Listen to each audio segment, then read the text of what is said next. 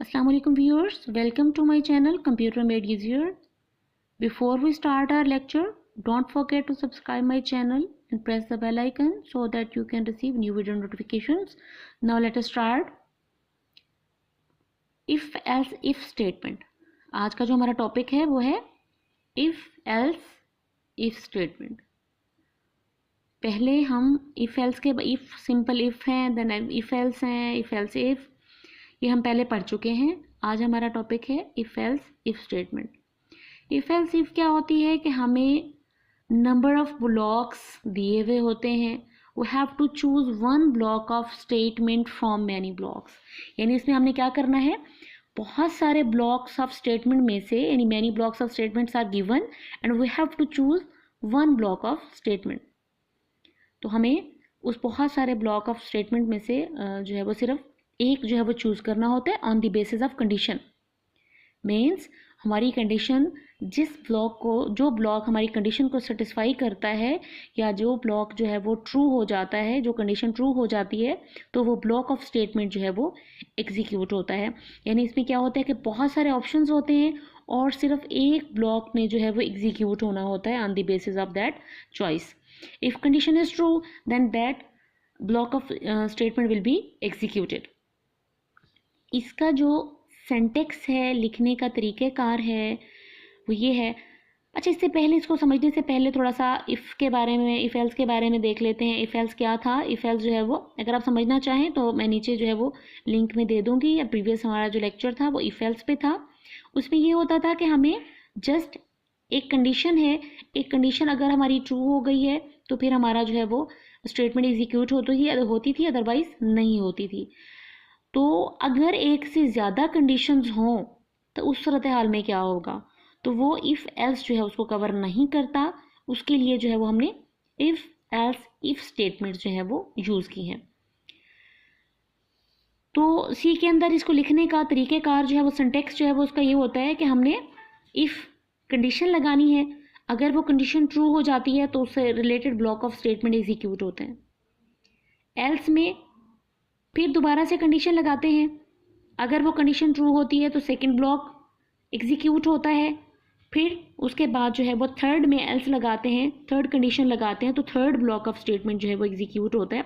यानी number of blocks जो है वो डिपेंड करता है नंबर ऑफ कंडीशंस पर. तो n स्टेटमेंट्स तक या n ब्लॉक्स तक जो है वो हम एग्जीक्यूट करवा सकते हैं. It depends on the number of condition. जितनी ज़्यादा कंडीशंस होंगी उतना ज़्यादा जो है वो आपका ज़्यादा जो है वो, इतना बड़ा जो है वो आपका सिंटेक्स बनेगा, या उतना ही बड़ा आपका प्रोग्राम होगा जो कि आपको लिखना होगा. तो इसका जो फ्लो चार्ट है, फर्स्ट कंडीशन लगाएंगे, condition 1, if it is true then आपकी वो जो उससे रिलेटेड ब्लॉक ऑफ स्टेटमेंट्स हैं वो जो है वो एग्जीक्यूट होंगे. यानी अगर वो ट्रू है तो उससे रिलेटेड स्टेटमेंट जो है वो एग्जीक्यूट होंगी. अगर फर्स्ट स्टेटमेंट ट्रू नहीं है तो फिर वो फर्स्ट की तरफ नहीं जाएगा, फॉल्स की तरफ आ जाएगा. फॉल्स में आकर दोबारा से कंडीशन चेक करेगा. अगर ये कंडीशन ट्रू हो जाती है तो फिर वो second block of statement execute करवाएगा. अगर कंडीशन ट्रू नहीं है फिर वो फॉल्स की तरफ आ जाएगा, फिर आके नेक्स्ट कंडीशन चेक करेगा. और ये स्टेटमेंट, ये जो है वो जितनी कंडीशंस फॉल्स होती जाएंगी वो नेक्स्ट कंडीशन को जो है वो चेक कराता जाएगा. अगर कोई भी कंडीशन ट्रू हो गई तो वो क्या करेगा, उसी ब्लॉक को जो है वो एग्जीक्यूट करवा देगा. अदरवाइज़ ये है कि वो फॉल्स केस में आकर जो है वो कोई भी ब्लॉक ऑफ स्टेटमेंट जो है वो एग्जीक्यूट नहीं करवाएगा.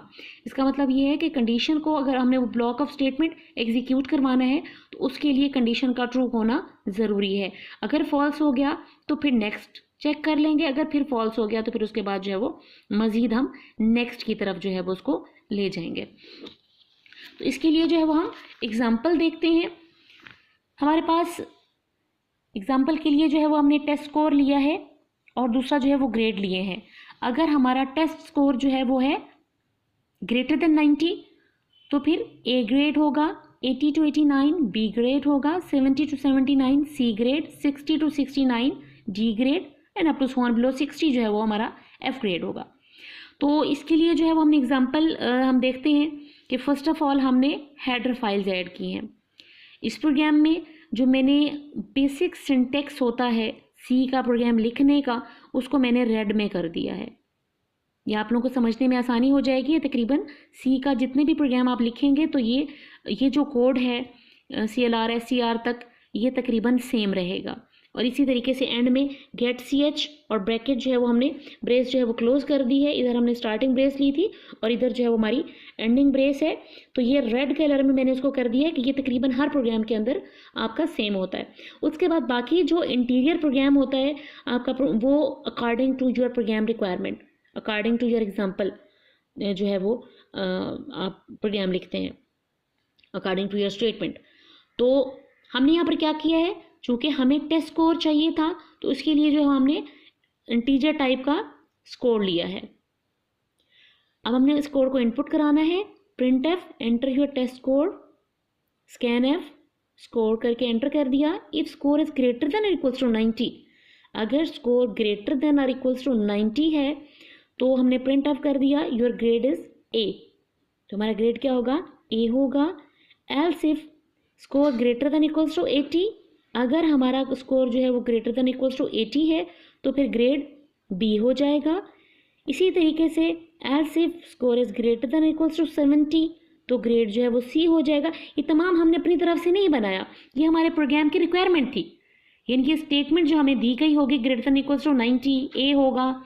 ये देखिए ग्रेटर देन इक्वल्स टू 90 है तो हमने A ग्रेड किया, ग्रेटर देन इक्वल्स टू 80 है तो B ग्रेड है। ये देखिए हमने B कर दिया, ग्रेटर देन इक्वल्स टू 70 है तो C है। इसी तरीके से ग्रेटर देन इक्वल्स टू 60 है तो D ग्रेड है। अदरवाइज बिलो 60 जो है वो F में आ जाएगा। तो आप यहाँ प्रोग्राम के अंदर देखें कि अदरवाइज यानी अगर सारी कंडीशंस हो गई हैं तो हमें लास्ट में लिखने की ज़रूरत ही नहीं है। ग्रेटर देन 60 से आगे लेस देन 60 ही होंगे तो वो ग्रेड इज़ F, और उसके बाद जो है वो हमारा प्रोग्राम एंड हो जाएगा। तो इनमें से जो भी कंडीशन ट्रू हुई वो उसको एग्जीक्यूट करवा देगा। अगर इनमें से कोई कंडीशन ट्रू ना हुई तो फिर एंड में एल्स केस जो है वो आ जाएगा, आपका F आ जाएगा, योर ग्रेड इज F।